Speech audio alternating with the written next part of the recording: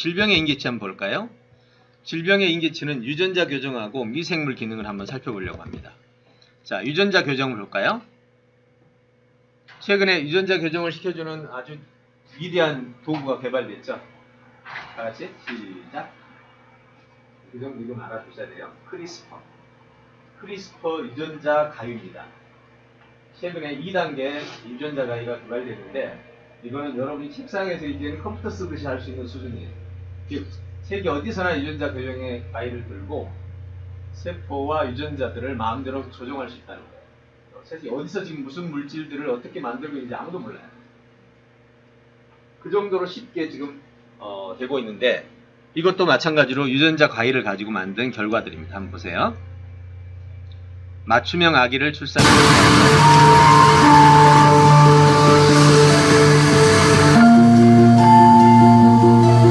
이부가 이렇게는 특별한 차이입니다.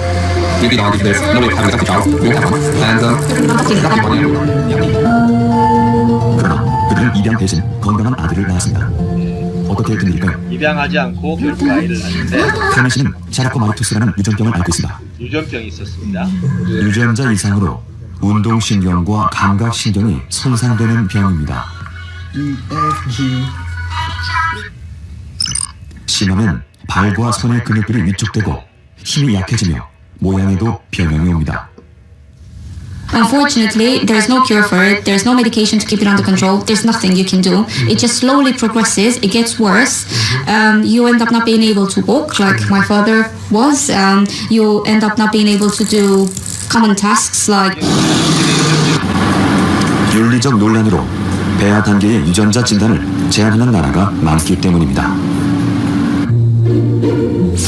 부부는 먼저 체외 수정 시술을 받았습니다. 정자와 난자를 각각 채취해 시험관 내에서 수정을 시켰습니다. 유전자 검사 결과 12개 중 6개의 배아에서 샤르코마리투스를 일으키는 돌연변이가 발견됐습니다. 남은 배아 중 가장 건강한 배아를 카르멘 씨의 자궁에 이식했습니다. 그리고 10개월 후 아들 루카스가 태어났습니다. 유전자 분석 기술로 유전자 분석을 이용해서 만들어낸 것이고요. 그 다음에 다모증 유전자입니다. 참 이런 병이 있다면 괴로워해요. 멕시코 북서부 로레토 마을 늑대 인간과 불리는 헤수스 씨입니다. 제대로 된 직장을 가질 수 없어 서커스 무대에 서기도 했습니다. He dudado también de Dios, no voy a mentir, he dudado porque a veces me he visto, yo mismo me he sentido mal y digo, ¿por qué yo nací así, no? Y de tantas mil. 여자인데도 얼굴에 털이 수북합니다. Más de mi mamá, entonces. 그를 가장 절망시키는 건 딸에게도 이 병이 이어졌다는 Más bullying, siempre. 문제였습니다. 10억분의 1의 확률로 발생하는 다모증. 파텔 교수는 다모증 환자들의 유전체를 분석해 돌연변이 유전자를 찾아냈습니다. 드디어 찾았습니다. 네, 나머지는 이제 유전자 교정을 해나가고 인류의 역사에 있어서 이런 일이 또 있었겠습니까? 네.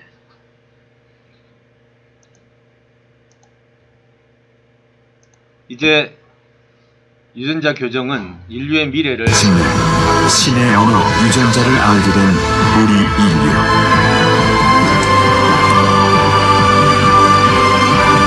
더 이상 우연한 돌연변이를 기다리지 않고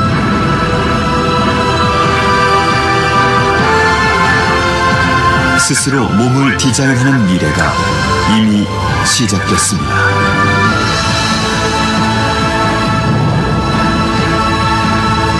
우리 인류는 어떻게 진화하게 될까요?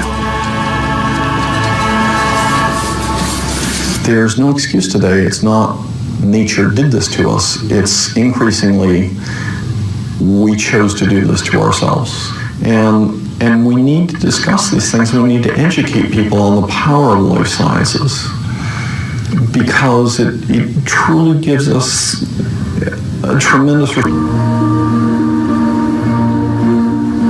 Avant, on considérait que l'homme était juste issu d'un plan de Dieu. Mais depuis qu'on a découvert l'ADN et qu'on est arrivé à décoder le génome, l'homme a pris la maîtrise du secret qui était inscrit dans ses noyaux. Avant, on pouvait dire que Dieu était responsable de tout ce qui lui arrivait. Maintenant, c'est l'homme qui est responsable de tout ce qui va lui arriver. 자, 어떻습니까? 이제 임계치가 느껴집니다. 꿈도 꿀 수 없었던 일들이 지금 우리의 현실에서 벌어지고 있습니다. 정말 우리는 참 행복한 시대, 어쩌면 또 불행한 시대를 살고 있는지 몰라요. 단 한 번도 경험해보지 못했던 시대. 사실 과거로 돌아가면 수만 년 동안 같은 삶의 반복이 있어요. 크게 변화된 게 없어요. 근데 지금 이 시대, 여러분 그거 안 느끼시나요? 우리 시대는요, 꿈을 꾸었던 일들이 벌어지고 있어요. 지금 페이스북에서 생각을 소통시키는 기술을 배워야 됐죠. 도대체 이건 우리에게 무슨 의미를 줘요? 해결할 수 없었던 건 전부 종교에다가 밀어놓고 살았었는데 이제는 우리의 손으로 그 종교에서만 했던 그 모든 영역을 우리의 손으로 결정해 나가고 있습니다. 바꿀 수 없었던 신이 프로그래밍 했다고 했는데 지금 우리가 그 프로그래밍을 손을 떼고 있습니다. 생명, 우주, 그리고 우리의 모든 삶이죠. 자, 이쯤 되면 우리가 세상을 어떻게 바라봐야 되는지 정말 고민해야 될 상황이죠. 최근에 전 세계적으로 뜨거운 화두가 되고 있는 게 하나 있습니다. 굉장히 중요한 화두. 인간은 무엇으로 이루어졌는가? 60쪽의 세포로 이루어졌습니다. 그런데 알고 보니까 우리 몸 안에는 약 100쪽의 미생물이 함께 있더라고요. 무려 우리 몸에 2kg. 근데 유전체 수는요, 우리 몸 안에 있는 유전체 수는 미생물의 유전체 수에 비해서 무려 10배가량 적습니다. 그럼 우리는 누구인가? 요즘에 그래서 우리는 뭐라고 부르는지 아세요? 미생물 유전자. 미생물 유전자가 우리보다 더 많다니까요? 예. 정말 놀라운 일 아닙니까? 제가 최근에 연구되고 있는 이 미생물에 관해서 자료를 수집해 가고 있었습니다. 그 중에 1시간짜리 영상을 봤는데 그 영상에서 미생물이 미치는 영향을 정말로 사례를 잘 모아서 정리해 준 걸 봤어요. 그래서 그걸 오늘 잠깐 보시면서 질병이 어떻게 발생하는지에 대한 상당히 많은 유형들을 여기서 볼 수 있다는 거죠. 아토피를 앓고 있는 소율이도 평소 영역 때문에 고생합니다. 여기 소율입니다. 이마 여기까지였거든요. 이렇게만. 근데 이게 자꾸 이렇게 타고 올라가서. 몸이다. 신생아 때부터 볼이 붉었했던 소율이 태열인 줄 알았던 것이 일반 우유 대신 엄마 마음이 열병을 어떻겠습니까? 쓰고 좋다는 병원을 다 찾아다녔지만 이 나이까지 이 엄마는 안 해본 게 있을까요? 아는 건 다 해봤겠죠. 좋다는 건 다 해봤을 겁니다. 그러나 여전히 해결이 안 되는 이런 아이들 많잖아요. 지금. 이게 전부 생활 습관병이라고 믿겠습니다. 과거에는 아토피가 없었어요. 현대 와서 생긴 겁니다. 속 시원 당뇨들은 현대 면역 질환이 최근에 와서 이제 아토피와 장 트러블의 관계가 나타나고 있습니다. 그래서 미생물 프로젝트 미생물 프로젝트가 가동됐죠. 유전자가 다르듯 각자 몸속을 믿고 있습니다. Work in the last restoring normal microbes. 미생물 프로젝트에서 발견한 것은 질병이 많은 사람들을 보니까 장내 세균이 적더라는 거죠. 세균이 많으면 좋다는 거예요. 지금. 세균이 많으면 우리 몸이 건강하다는 거죠. 자, 그걸 어떻게 증명을 했는지 한번 봅시다. 건강도 깨집니다. 균형이 깨지면 이렇게 보이지 않고 자. 나쁜 균으로 분리되는 크론병에 있는 김지원 학생은 몸 속에 있는 병균을 크게 세 가지로 나눴어요. 유익균, 유해균, 중간균. 근데 유해균이 높고 유익균하고 중간균이 거의 없죠. 자, 이 친구를 한번 기억해 두시고 이들이 장속을 장악합니다. 전체적으로 방금 아입니다. 그 꼬마 유해균만 있고 유익균의 일부 있습니다. 계속하고요. 머릿속의 표면에서도 두 사람의 장은 너무 단조로웠습니다. 보통 최소 세균이 500종은 되어야 서로 경쟁하며 장내 세균이 500종을 기본으로 봅니다. 우리는 203. 결국 이 아이가 경험하게 될 질병의 세상은 어마어마합니다. 그런데 최근에 이렇게 발견된 미생물의 수가 1만 종이 최대 미생물. 그 1만 종이 만들어내는 작품이 우리의 삶이고 건강이다. 우리 더 놀라운 사실. 저도 어제 봤습니다. 최근에 발견. 이 미생물들이 지가 먹고 싶은 걸 요구한대. 놀랍지.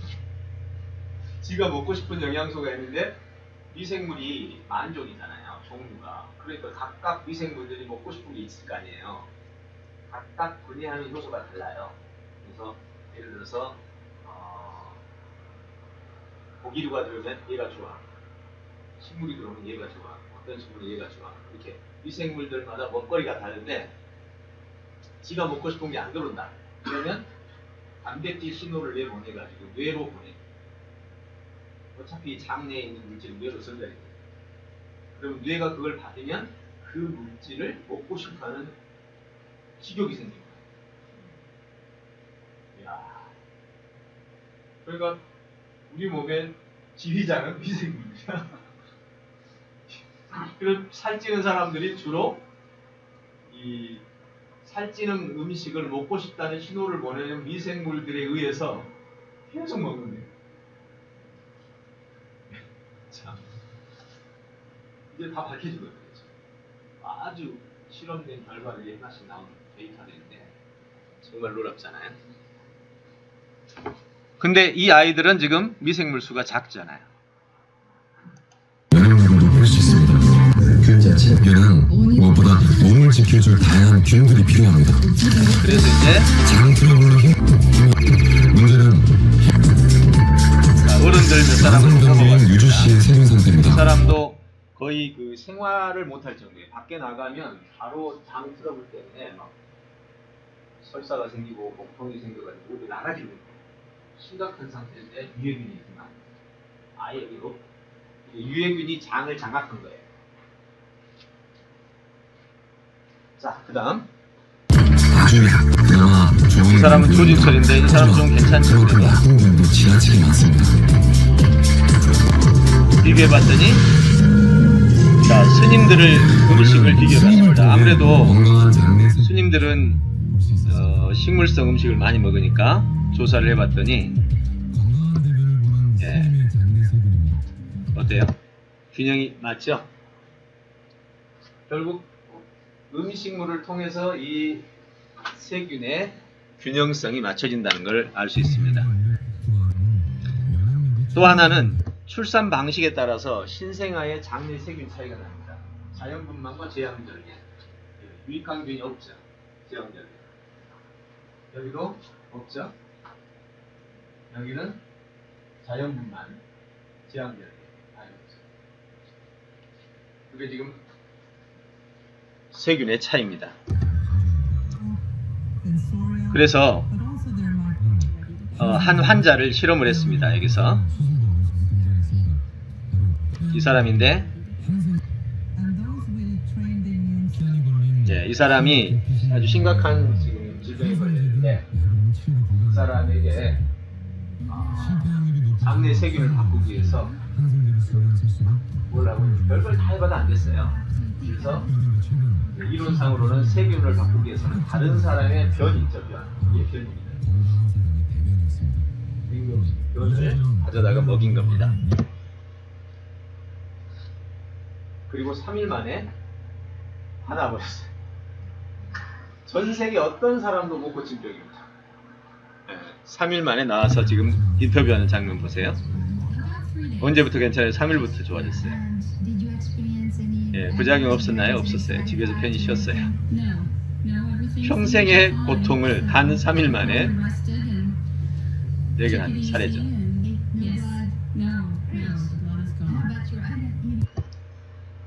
그러면 장내 세균 균형을 바꾸는 데는 똥이 최고네요.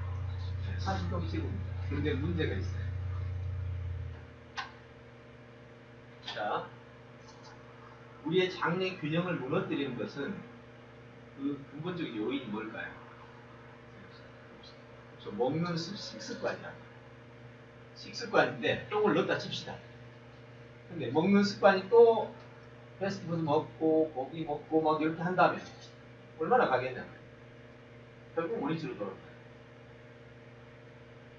결국은 배변을 가지고 치료하는 것은 정말로 죽어가는 사람 아니면 죽어가는 사람 아니면 쏘봐도 큰 의미가 없는데 결국 여러분이 먹고 있는 음식의 생활이 곧 장내 미생물의 균형을 만드는 거죠. 그리고 우리가 먹고 있는 것들이 라면에서부터 전부 유해균만 늘리는 그 음식들로 가득 채워져 있잖아요. 우리 지금 주변에. 사실 저는 그동안 이 사람들이 이거 좀 먹는다고 어떻게 되겠어요? 그렇게 말을 하면 그냥 넘어가곤 했는데 이번에 장내 미생물 균형을 보고 나서 이제는 강력하게 말할 수 있어요. 유아들에서부터 청소년들에서부터 성인에 이르기까지 장내 미생물 균형이 무너지면 바로 여러분이 모든 질병에 시달린다는 거. 그래서 이 문제를 해결하기 위해서는 여러분 음식 생활을 바꿔야 된다는 겁니다. 자, 실제로 쥐의 그 장에다가 세균을 빼버렸습니다. 그랬더니 세로토닌이 안 나오죠. 다시 장내에 세균을 넣었더니 세로토닌이 나오고 있죠. 그러니까 우리가 세로토닌이 우리가 흔히 행복 호르몬이라고 그러는데 그 행복 호르몬도 결국은 미생물에 의해서 생성이 됩니다. 미생물들이 어떤 활동을 하느냐면 우리가 먹는 음식을 쥐들도 먹죠. 쥐들도 먹는데 보세요. 음식물들이 뱃속에 들어가면 효소에 의해서 분해가 되죠. 그러면 단백질이 들어가면 단백질은 아미노산으로 나뉘어지고 이렇게 나눠집니다. 그럼 분자 단위로 쪼개지죠. 그럼 쪼개진 순간부터 영양소가 되는 거죠. 그러면 그 영양소를 쪼개는 역할을 또 누가 해요? 미생물도 음식 들어오면 달랑달랑 먹고 자기의 그 뱃속에서 효소를 가지고 분해를 시키는데 우리 몸에서 분해를 못 시키는 음식들을 얘들은 분해를 시킬 수 있어요. 그래서 식이섬유가 그동안은 영양소로서 가치가 없었는데 그 이유는 장에서, 위장에서 분해를 못 시켰거든요. 그러니까 식이섬유를 분해시키는 효소가 없었어요. 그래서 그동안은 식이섬유를 영양소로 치지 않았던 거죠. 무해한 것을 봤어요. 유익하지 않는 걸로 봤어요. 그러다가 어느 날 발견된 게 소장에서 세균에 의해서 분해가 되더라고요. 근데 분해가 된 그 결과물로 나오는 영양소들이 우리 몸에 어마어마한 영향을 끼쳐요. 물론 인류는 몰랐어도 그동안 계속해서 소장에서 분해를 했겠지. 우리만 몰랐지. 그래서 식이섬유가 제6대 영양소로 선정됩니다. 자, 이렇게 해서 우리가 건강을 알아가게 되는 겁니다. 자, 그래서 이번에 이제 실험을 합니다. 어떤 실험을 하느냐면 아까 봤던 그 아이들, 그 성인들, 유해균이 많은 사람들에게 똥을 먹이는 것은 임시방편이기 때문에 아예 식단 조절을 12주간, 3개월 과정으로 식단을 조절하고 생활 습관을 바꾸는, 그리고 그것을 계속 부족해 나가면서 정리를 해봅니다. 이렇게 정리한 결과값이 12주 후에 지금 나오고 있죠. 여기서 한 가지 더. 제가 오늘 다큐에서 봤더니 20년간 먹는 것과 대변 사이의 미생물 균형을 연구한 학자가 있더라고요. 생각학자인데 20년 내내 먹으면서 하고 그 과정을 다 기록한 거예요. 그리고 어떤 음식이 우리 몸에 가장 좋은 균을 형성시키는가 라는 주제를 20년 연구했고, 그리고 나서 최종적으로 내린 결론, 마늘과 양파와 같은 향신료가 가장 몸에 유익한 세균을 만든다는 사실을 발표한 내용 같습니다. 저는 사실 20대 때부터 19살 때부터 마늘, 양파를 좋아했거든요. 이걸 좋아한 게 아니라 한방 백과사전 홍보를 다 읽었는데 여기서 보니까 강장식품이라 해서 마늘, 양파, 파 이런 것들을 강장식품이라고 그래서 많이 먹게 됐죠. 그래서 몸이 좀 건강하지 않았나라는 생각이 듭니다. 자, 계속 한번 봐볼까요? 12주간 배변 활동을 하고 그 결과를 기록해냈습니다. 자, 1, 2주차 4일, 그 다음에 2일까지 줄었습니다. 그 다음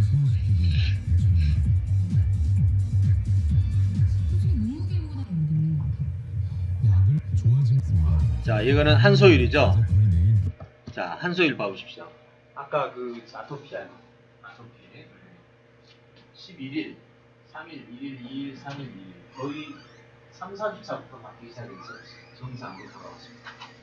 다른 약 먹은 거 아니잖아요. 그냥 음식만 바꾼 거예요. 그러면 그 부모님들은 아이에게 어떤 음식을 먹였을까? 분명히 자기 집안의 어떤 문화, 식문화에 의해서 먹었을 겁니다. 그 결과로 아이는 그렇게 됐었고 음식 문화를 바꾸니까 이렇게 바뀐 거죠.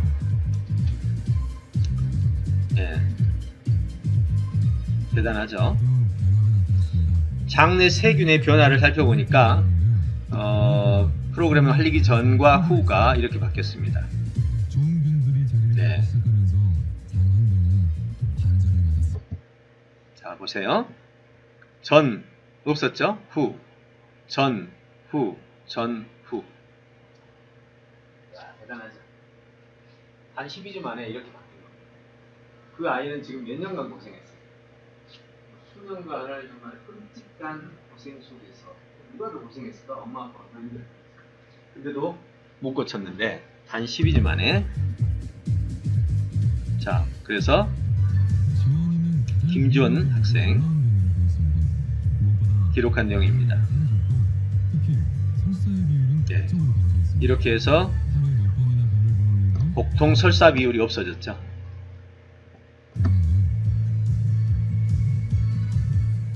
배변도 정상이 됐습니다. 장내 세균 변화를 살펴보니까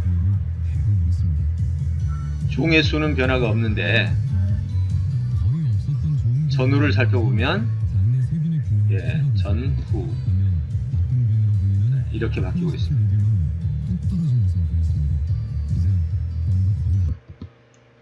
자, 이게 바로 이 장내 미생물의 영향입니다. 그래서 지금 전 세계는 발칵 뒤집힙니다. 원래 장내 미생물이 무슨 그렇게 큰 영향을 미치겠나 다 그렇게 생각했어요. 그런데 시간이 지나면 지날수록 미생물의 영향력은 너무 막강해서 이거를 지금 뭐라고 부르는지 아세요? 인간의 1게놈, 이 몸에 있는 유전자를 1게놈, 제 2게놈을 미생물 게놈, 둘이 합쳐져서 인간의 게놈으로 보는 거죠. 지금 그렇게 바뀌고 있습니다. 예, 이것이 바로 현재 지금 진행되고 있는 상황이라는 겁니다. 자, 어떻습니까? 질병의 인계치 충분히 온 것 같죠? 네, 마지막에 영양의 인계치도 한번 보죠. 영양에서도 최근에 재미난 학문이 하나 탄생했죠. 영양유전치학입니다. 영양유전치학이란 첫째, 그 의미를 잠깐 보죠. 게놈, 즉 유전자 발현에 미치는 영양의 효과에 대해서 연구하는 학문이다. 영양소가 특정 질병에 관여하는 유전자 발현을 조절한다는 것이 밝혀진 뒤에 집중적으로 지금 연구를 시작한 게 영양유전치학입니다. 여러분이 먹고 있는 음식물이 여러분의 유전자의 상태를 조절한다는 거죠. 그동안에 많은 증거가 수집됐는데 이것이 구체적으로 게놈 프로젝트가 연동이 되면서 아예 학문으로 자리 잡게 됩니다. 즉 다시 말해서 이제 여러분이 먹고 마시는 모든 것은 바로 유전자 자체를 손상시키기도 하고 유전자를 보강하기도 하고 유전자의 발현을 멈추기도 합니다. 즉 고질병이 있었는데 유전병이 있었는데 어떤 음식을 먹으니까 유전자 발현이 안 되더라는 거죠. 그래서 그 기원은 사실은 히포크라테스부터 시작됩니다. 영양과 의학 사이에 밀접한 관계가 있다는 견해인데요. 기원전 4세기 히포크라테스로 시작됐죠. 그런 말이 있죠. 약으로 못 고치는 병은 음식으로 못 고치는 병은 약으로도 못 고친다. 뭐 이런 말이 있잖아요. 그런 거와 같습니다. 이제 특징은 보면 음식물의 질병 요인성, 특정 환경 혹은 개인에게 음식물은 수많은 질병의 위험 요소가 될 수 있다. 이게 지금 첫 번째 전제. 여러분이 먹고 있는 게 즉 질병이다 이 말이에요. 잘못 먹으면 질병이다. 두 번째, 음식물이 유전자에 미치는 영향. 음식물의 화학적 성분이 유전자의 발현을 조절한다. 세 번째, 건강과 질병은 개인의 유전자 타입에 의해 결정될 수 있다. 음식물에 의해 조절되는 유전자들이 근만성 질병 유발에 관여한다. 영양 지식이 유전자형에 대한 영양 지식과 유전자에 대한 지식이 질병을 예방하는 데 기여할 수 있다. 전 정말 이 부분에 있어서 정말 도움을 많이 받는 사람이에요. 왜? 어떻게 하다 보니까 건강에 대한 연구를 하게 됐죠. 의사분이 연구하다 보니까 제 몸에 적용하게 됐고 그 결과로 지금과 같은 건강 상태를 얻게 됐죠. 조금 전에 제가 제 몸에 적용했던 건강 사례를 한번 보면 어차피 한 세상 살면서 저처럼 별로 안 아프고 사는 것도 행복한 거 아니에요. 네. 그리고 그런 건강으로 인해서 어떤 업무에 집중할 수 있고 또 앞으로 장수할 수 있다면 더 좋은 거 아니겠어요? 또 약을 안 먹잖아요. 돈이 안 들지. 예, 이 모든 것이 얼마나 건강에 관한 지식이 준 선물이냐라고 한번 생각해 보는 겁니다. 자, 이렇게 해서 우리는 이 영양 유전체학이 이제 탄생하게 됐다는 것도 바로 이제 영양의 임계치다. 최근에 우리 자연치유라는 말을 많이 쓰죠. 네, 요즘 웬만한 의사들 중에서 좀 생각 있는 사람들은 의사 하다가도 자연치유 의사로 돌아서 가지고 유튜브 보면 얼마나 많이 나옵니다. 약사들도 자연치유로 해가지고 약 팔기는커녕 약을 먹지 말라고 하는 약사들이 많아요. 약을 먹는 게 우리를 더 해롭게 한다라고 외치는 약사들 많습니다. 자, 이런 것들이 바로 우리가 지켜봐야 될 내용이라는 겁니다. 자, 어때요? 이제 세 가지 임계치 어떻습니까? 이제 다 같이 한번 어때요? 이제 건강의 임계치가 온 것 같습니까? 네. 네. 요거 입증하고 정말로 여러분에게 자료를 가지고 한번 보여드리려고 얘기한 겁니다. 지금 이 장면은 이전과는 전혀 다른 세상, 인류 역사에 단 한 번도 온 적이 없는 세상을 지금 우리가 맡고 있는 거예요. 그럼 이제 이 장면에서 우리는 무엇을 어떻게 해야 돼요? 이게 지금 우리가 이제 선택해야 될 기로죠. 저는 이제 이 과정을 오랫동안 연구하고 실제 몸에다 적용해오는 과정에서 여러분한테 이제 제 소개를 한번 건강에 관한 스토리죠. 제가 여러분들 보시기에 인지 코칭학에서는 어쨌든 세계적으로 독보적으로 한 분야를 개척했지만 사실 제게에 있어서 인지 코칭학과 건강에 관해서 비교하라면 둘 정말 평균 균형이 맞아요. 건강에 대해서도 정말 오랫동안 연구했고 인지 코칭학도 오랫동안 그 정도로 중요한 요소였습니다. 제가 인생의 행복을 세 가지로 잡는다고 그랬죠. 건강, 영양, 그 다음에 관계, 행복. 이 세 가지를 묶었을 때 우리가 행복한 건데 일단 두 가지는 잡는다. 건강과 영양, 그리고 이 나머지 관계는 이렇게 해서 많은 사람과 함께 더불어 살아가면서 만들어야 되겠죠. 자, 여기까지 해서 간략하게 한번 정리를 해봤고요. 이제 잠깐 쉬었다가 다음 시간에 도대체 그럼 이러한 임계치의 정보를 가지고 저는 어떻게 영노화 실험을 했고 그 실험이 어떻게 성공적으로 결과를 냈는지를 한번 소개를 해드리려고 합니다.